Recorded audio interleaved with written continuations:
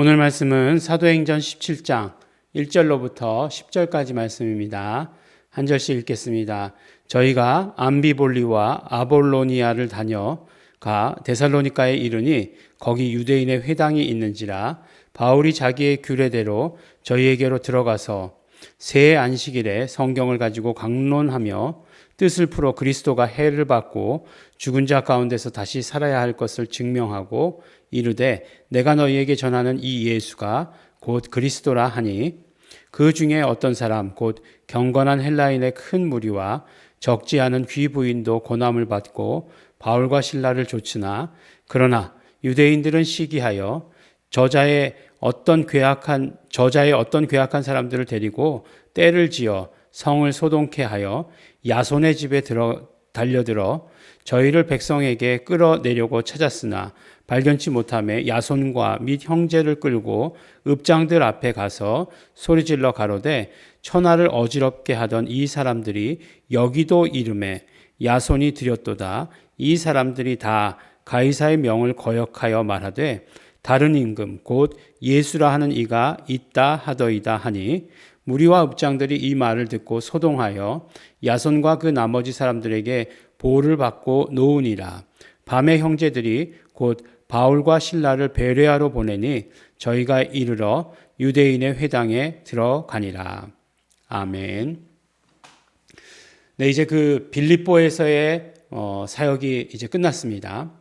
우리가 2차 전도 여행 가운데 그 사도행전 16장을 보면 빌립보에서 있었던 일을 굉장히 풍부하게 기록하고 있는 것을 보게 되죠. 그래서 그 마게도니아의 첫 성, 실제적으로는 네아폴리라고 하는 그런 그 바닷가에 도시가 있었는데도 불구하고 빌립보라고 하는 가장 큰 이제 그 도시였겠죠. 그 빌립보에서 있었던 일을 아주 상세하게 이야기하고 있습니다. 근데 거기서도 이제 소동이 있고 그 다음에 이제 이동한 곳이 어디냐면 오늘 말씀과 같이 암비볼리, 여기는 이제 암피폴리스라고 이렇게 되어 있는 곳인데 그것도 역시 해안가 도시예요. 그 다음에 아폴로니아, 이제 아볼로니아라고 되어 있는 아폴로니아에서 또 더 지나서 데살로니가라고 하는 곳에 이르렀다라고 이렇게 얘기합니다. 데살로니가. 그러니까 거기에 이제 이르러 가지고 또 보니까 어디에 가냐면 거기에 유대인 회당이 있는지라, 유대인의 큰 그룹이 있는 곳이죠. 제일 처음에 하여간 유대인들에게 복음을 전해요.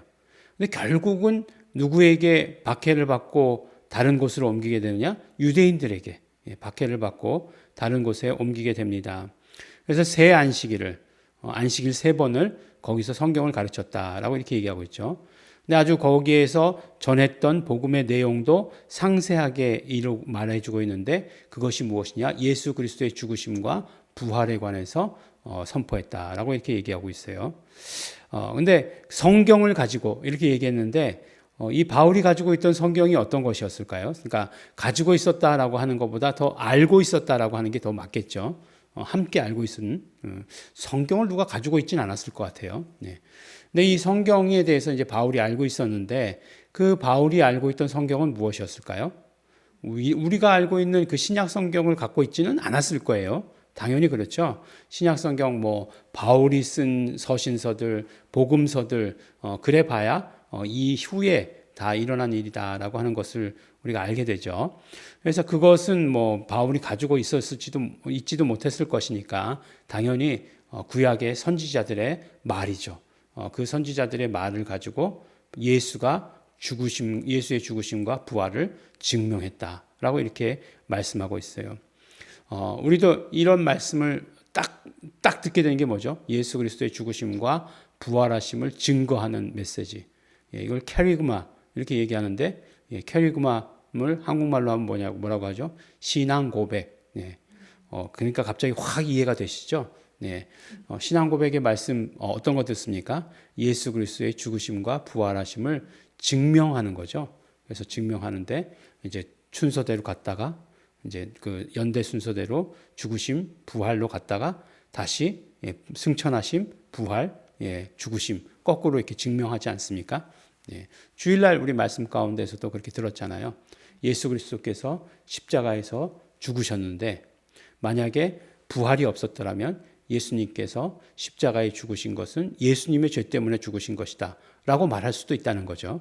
전혀 그렇지 않을 것이라고 우리는 믿지만, 그러나 예수 그리스도 부활하심으로 말미암아 부활은 예수 그리스도가 예수 그리스도의 죄 때문에 죽지 않았다는 것을 확증하는 그런 것이죠. 그렇기 때문에 그러면 거기에 달려있는 그 십자가에는 무엇이 달려있는가? 우리의 죄와 우리의 모든 연약함과 병이 달려있는 것이고 마귀의 사망 권세가 달려있다라고 이렇게 말씀드리지 않았습니까? 그렇게 이제 증거해 냈다는 거죠. 그건 복음의 내용이 그런 것이에요. 그래서 결론은 무엇이죠? 예수가 그리스도시다라고 하는 것을 증명했다라고 이렇게 이야기하고 있습니다. 복음의 내용이 이것이었어요.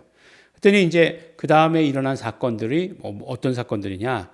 긍정적인 사건 첫 번째, 경건한 헬라인의 무리와 적지 않은 귀부인도 권함을 받고 바울과 실라를 쫓았다라고 이렇게 얘기하고 있어요.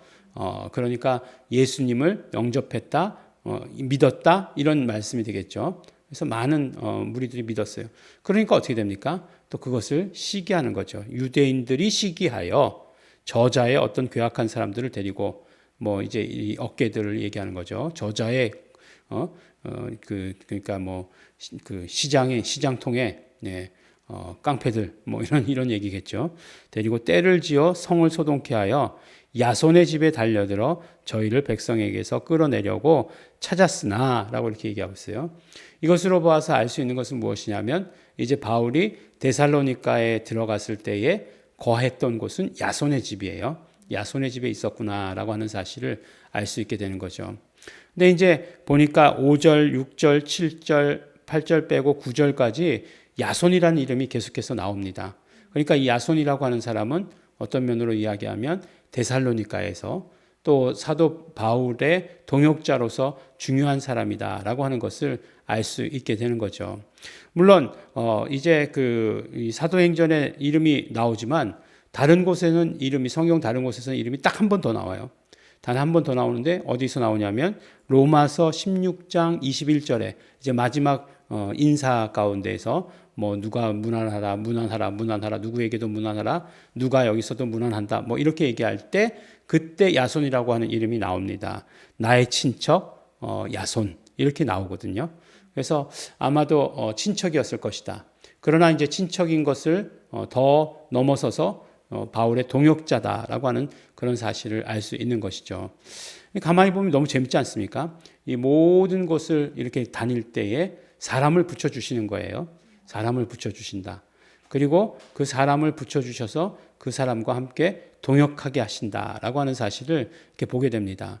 또 그렇게 동역했던 사람들은 어떻게 돼요? 고난받게 되는 게 첫 번째고 반드시 고난받게 되잖아요. 오늘도 말씀 보니까 이제 야손을 잡아간 거잖아요. 바울과 실라를 놓쳐서 이제 야손을 잡아갔어요. 그러니까 끌고 읍장들 앞에 가가지고 막 고소한 거죠. 소리 질러 가로되 천하를 어지럽게 하던 이 사람들이 여기도 이르렀다. 막 이렇게 얘기하는 거예요. 천하를 어지럽게 한 게 뭐냐? 자기가 이제 왕이라고 했다는 거죠. 예수가 왕이라고 얘기했으니까. 그러니까 이제 이 사람들에게서는 로마의 황제만이 유일한 왕인데 자기가 왕이라고 했다 하는 것 굉장히 민감한 문제일 수도 있죠. 근데 여기 이제 데살로니가의 읍장들이 그러니까 거기에 있는 뭐 시의회 의원들 뭐 이런 사람들이 되겠죠.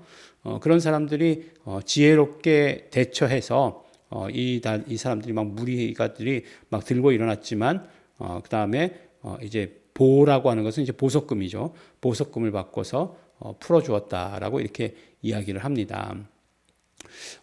이 오늘 데살로니가에서 있었던 일, 3번을 안식일 가운데에서 전했고 그 복음이 무엇인지 알았고 거기서의 동역자 야손이 있었다라는 사실을 우리가 발견하게 됩니다. 우리는 2가지 입장에서 볼 수 있을 것 같아요. 우리가 어디를 가든지 동역자를 만날 수 있다. 성령님의 인도하심 받고 동역자 만난다라고 하는 것 하나하고 또 우리는 동역자가 되어야 된다라고 하는 거, 그 사실.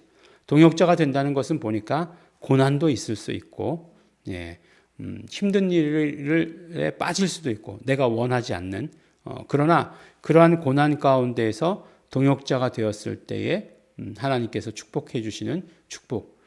이 야손이라고 하는 사람이 이름이 기록되었다는 것이 얼마나 그 성경에 놀라운 일입니까? 그리고 데살로니가에서 일어났던 일들 9절 가운데 4절이 야손의 이름이 들어가 있다는 것. 예.